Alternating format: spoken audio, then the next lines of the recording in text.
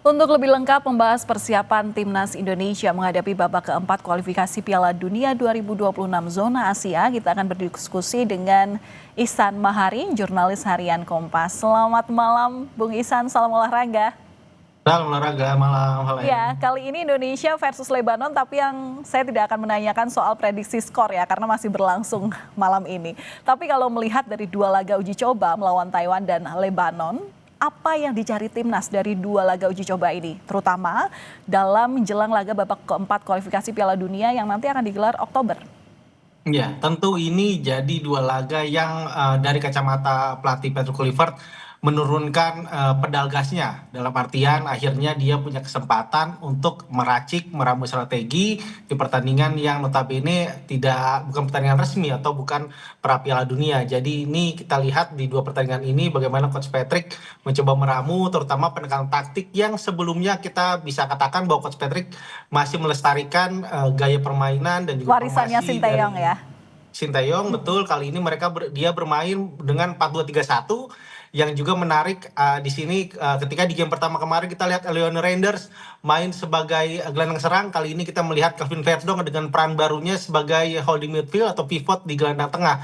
Jadi ini kelihatan bahwa bagaimana Coach Patrick memanfaatkan ini untuk melihat gaya permainan dan meramu, setidaknya mencari siapa kira-kira pemain yang pantas dia mainkan untuk dua game penting nanti Oktober nanti melawan Irak dan melawan Saudi, terutama dengan pendekatan permainan baru yang dia inginkan dengan formasi 4-2-3-1. Jadi kelihatan bahwa inilah kesempatan dia untuk mencoba-coba, dan kelihatan dari dua game ini udah mulai kelihatan tuh kerangka tim yang bisa nanti dia turunkan di Oktober nanti.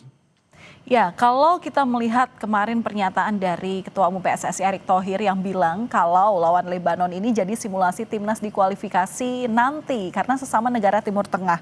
Tapi bagaimana kalau misalnya Anda lihat dengan laga uji coba yang juga dilakukan oleh Arab Saudi dan juga Irak, kayak misalnya Arab versus Ceko, kemudian Irak versus Thailand yang mungkin levelnya juga ini lebih tinggi dan istilahnya latihannya lebih getol gitu dibandingkan dengan latihannya yang dimiliki oleh Indonesia. Gimana Anda lihat? Iya, memang kalau melihat dari lawan tanding pertandingan di bulan September ini, kita tahu Valentine juga menyebut Saudi melawan Ceko, kemarin juga melawan Makedonia Utara, Irak juga baru coba dengan Thailand dengan berakhir kemenangan kemarin 1-0 di Kings Cup, dan sedangkan kita melawan tim yang notabene di luar tim status 100 besar FIFA. Tentu ini bukan perbandingan apple to apple jika kita membandingkan Saudi dan Irak, tentu ini juga jadi masalah. Kita lihat di pertandingan melawan Lebanon ini misalnya, kita catatkan 80% penguasaan bola, tentu hal positif karena ini 2 kali lipat dibandingkan rata kita 44% penguasaan bola ketika di putaran ketiga kemarin. Tapi kita punya masalah dalam kreasi peluang, itu yang masih masalah. Ada 7 tembakan yang kita hasilkan setidaknya hingga menit ke 80 saat ini, tapi belum ada yang on target. Itu jadi pekerjaan rumah yang luar biasa besar, karena di sini kita mencoba mensimulasikan, Patrick mencoba mensimulasikan bermain tanpa Oli Romeni yang tengah cedera, mencoba Mauro Zilstra, mencoba Marcelino, tadi juga mencoba juga Miliano Jonathan, debutan juga, plus juga Andrian Wibowo, tapi belum ketemu nih pakem yang ini, dan ini tentu jadi pekerjaan rumah yang harus diperhatikan bagaimana Patrick, terutama lini depan kita nih masih punya masalah, lini belakang kelihatan sudah padu, gelandang tengah juga sudah cukup ketemu pakemnya seperti apa gaya bermainnya, tapi di lini serang kita masih punya masalah. Melawan Libanon saja yang ada 5 tingkat hanya di atas kita belum menghasilkan satupun peluang bersih di laga ini setidaknya hingga menit ke-80. Nah, Bung Ihsan tadi juga bilang bahwa ini menjadi salah satu kesempatan Patrick Kluivert untuk meracik formasi yang mungkin sebelumnya belum dicobakan, tapi sekarang udah dipakai, yakni komposisi 4 back gitu ya. Tapi apakah ini efektif? Kalau tadi Anda bilang bahwa belum ketemu pakemnya sekarang gitu, untuk nanti jelang Pildun 2026 dalam seleksi zona Asia. Ya, jelas ini masih ada yang perlu diramu ulang kembali, terutama kita melihat tadi kalau saya katakan sebelumnya di lini pertahanan sudah mulailah ketemu pakem, gimana Emil bermain sangat baik, tadi melakukan setidaknya 1 penyelamatan di awal babak kedua, kemudian J.I. Jess dan Kevin Dix juga dicoba sebagai back tengah juga bermain padu dengan J.I. Jess.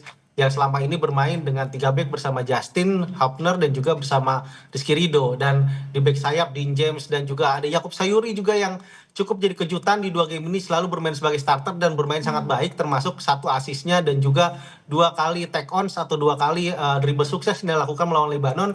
Itu jadi lumayan kunci kita untuk nanti setidaknya ramuan di lini belakang sudah ketemu. Masalahnya ini gimana antara tengah ke depan untuk mereka peluang, karena di sini masih aja masalah. Kita terlihat memang masih sangat bergantung pada Oli Romeni, dan harapannya meskipun ada harapan bahwa Oli Romeni bisa sembuh Oktober nanti, tapi dengan ketergantungan kuat kita pada Oli, seandainya nanti recovery Oli agak tersendat jelang Oktober nanti dan kita tidak bisa memainkan Oli, tentu ini jadi alarm luar biasa bagi kans kita untuk lolos ke Piala Dunia 2026. Iya, sebenarnya dari laga uji coba ini bisa dikatakan bahwa kemenangan tidak hanya hasil yang paling dinantikan, tapi seperti apa gambaran kekuatan tim yang sebenarnya saat ini sudah diformulasikan oleh Patrick Kluivert, Bung Ihsan? Karena kalau kita lihat tadi ketika ada warga yang diwawancarai oleh wartawan Kompas TV gitu ya, ditanya sebenarnya apa PR-nya? Lagi-lagi meningkatkan chemistry. Nah, gimana formasi yang saat ini udah diuji cobakan oleh pelatih? Saya melihat justru chemistry di sini sudah cukup padu ya pemain, bahkan Miliano Jonathans, Moro Zistra dan juga Adrian Yubo itu sudah cukup padu dengan teman-temannya yang sudah lama bergabung di timnas dan sudah bermain sekitar dalam setahun ini bersama Patrick Kluivert. Masalahnya hanya tinggal bagaimana mereka menemukan sentuhan akhir yang sangat efektif, terutama lini serang yang belum efektif. Dan kalau kita juga melihat Valen di 2 pertandingan ini kan kita sangat dominan dalam penguasaan bola, 80% rata-rata kita dari 2 pertandingan ini. Tentu ini sekedar anomali kalau menurut saya untuk pertandingan di Arab Saudi nanti melawan Saudi dan juga melawan Irak, karena kita tahu bahwa Saudi dan Irak ini akan bermain juga ingin bermain sangat superior. Mungkin melawan Irak kita agak bisa punya peluang untuk kans bermain lebih menyerang atau lebih banyak menguasai bola, tapi seperti melawan Thailand kemarin, Irak punya serangan balik yang sangat berbahaya, itu pun yang menjadi sumber mereka mencetak gol satu-satunya kemenangan melawan Thailand kemarin.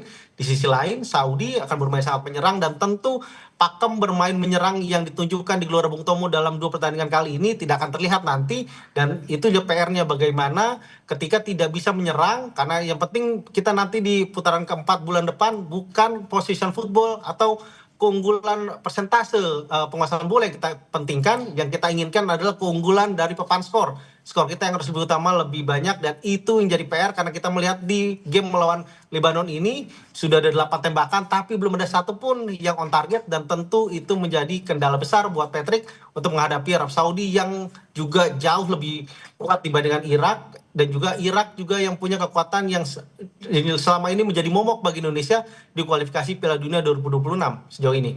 Ya, lincahnya Patrick Kluivert dalam membawa timnas Garuda nanti akan kita nantikan di waktu mungkin kurang dari 1 bulan lagi ya, Bung Ihsan. Tapi kita nantikan semoga memang permainan dari pertandingan hari ini bisa menjadi cara yang all out dalam bermain, sehingga nanti kita tahu seperti apa chemistry-nya dan diharapkan bisa mendapatkan hasil terbaik dalam babak keempat kualifikasi Piala Dunia 2026 zona Asia. Terima kasih sudah berbagi informasi bersama kami di Kompas Malam, Bung Ihsan Mahari, jurnalis harian Kompas. Selamat malam, salam sehat selalu.